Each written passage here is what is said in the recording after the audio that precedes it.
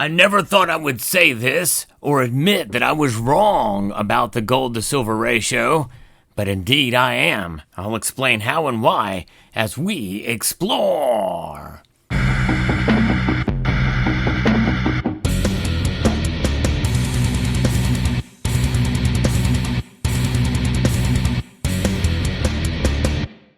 That's right, as the title says, we have now witnessed history in the making.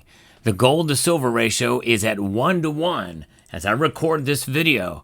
Now, it may not last long, but it's very rare that we see a price freeze like this over the weekend at the almost exact same amount that gold is. Now, how is this possible?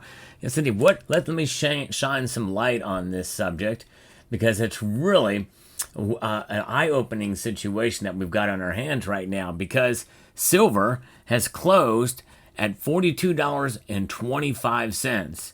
And gold price, well, the official market price is $3,643.90. So what gives? How can I say that the gold to silver ratio is at 1-to-1? Well, because according to the United States Treasury, on the books, gold is trading at $42.22.22222222 or somewhere around there. I'm just estimating, but that's about close enough for government work, right? That's right. On the books, these two metals, using one price compared to another, are the same, because silver is not prohibited or restrained in the markets according to the stockpiles that the government holds, which is very little. Most of the silver held by the government essentially is used for coins and bars, officially. Now, we know military applications for silver are much larger, but let that sink in for a moment. Now, unlikely that you are going to be able to find any gold for $42.22 over at channel sponsor Summit Metals, and they're not going to buy it from you for $42.22 either. They're going to give you a lot more for it. They're going to give you a fair price for it. So check them out whenever you need to sell or buy precious metals. But gold and silver indeed are amazing metals, and it's kind of a wild thing to think about these metals moving up so fast as they have been so far, and to be able to make a video like this about the gold to silver ratio being at 1-to-1. You know, there are some people that believe it will actually get to 1-to-1. That's not going to happen. I would almost bet somebody else's life on it. Probably won't bet my own. No, I'm kidding. I'm not going to bet anybody anything. But it's not going to happen. But nonetheless, we should see it narrow, honestly. Given where silver prices are now and gold prices are, silver is playing a little bit of a catch-up in the last trading day of the week. And that is an encouraging sign, but it's one day, that's it. And who knows what's going to happen the next day. Where are we going to continue to see the prices move up with silver and gold kind of hover around or kind of top out? I don't know. It's anybody's guess. But today is a special day, and that we are now seeing silver's price close pretty much down to the cent, almost down to the cent, to the same price as the official holding price of gold before it's revalued. Will gold be revalued? I don't know. Some people are speculating that it will, based off of legislation from Senator Loomis of Wyoming. But we'll see if that happens, and they're going to take that difference, that valuation, and buy up some Bitcoin with it. I hope they don't do that. I think that would be a mistake, even a foolish mistake. But I believe that silver is a metal that will continue to press on, and no matter what the price does, one thing we can be assured of is that it is a metal of value, and that value is something that is quite amazing to see it being reflected, at least in part, with the price. Now, as to where silver is going to go from here on out, most people are betting that's going to continue to climb.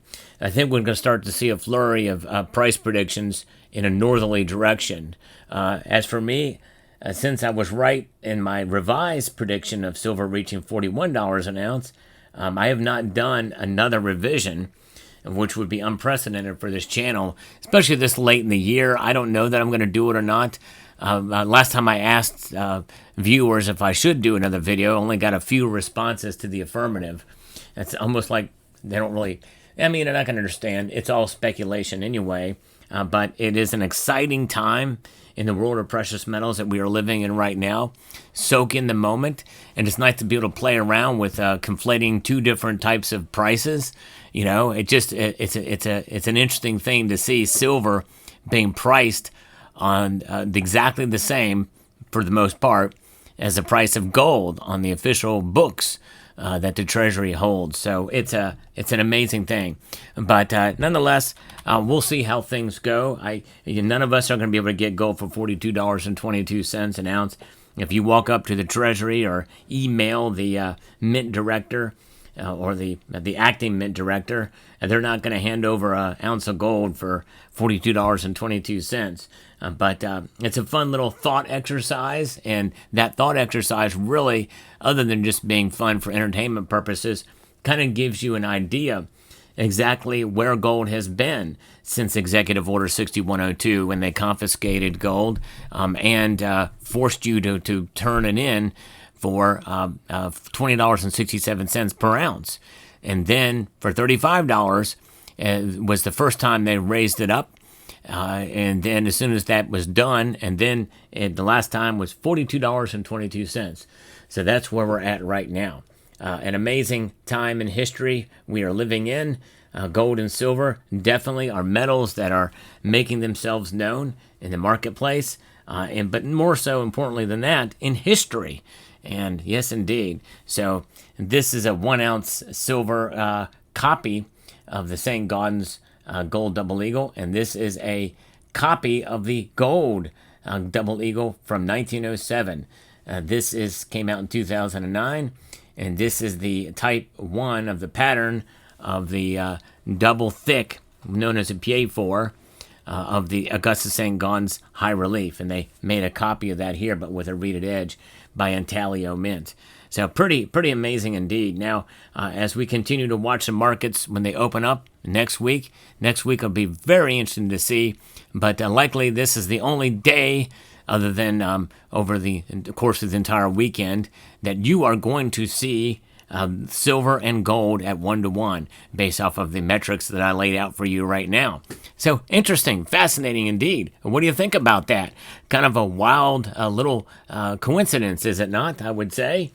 Let me know what your thoughts are in the comment section down below. I hope you found this video informative, insightful, and educational, and entertaining. This is an entertaining video. That's right, having a little fun here. If you enjoy what I do here, I hope you will consider subscribing to the channel, trying to grow the channel, and getting closer to that 100,000 number. And so appreciate the new subscribers that join me here. And with that, I'd like to extend a multitude of gratitude to each and every one of you for taking the time to watch, and encourage you to please rate, share, comment, and subscribe.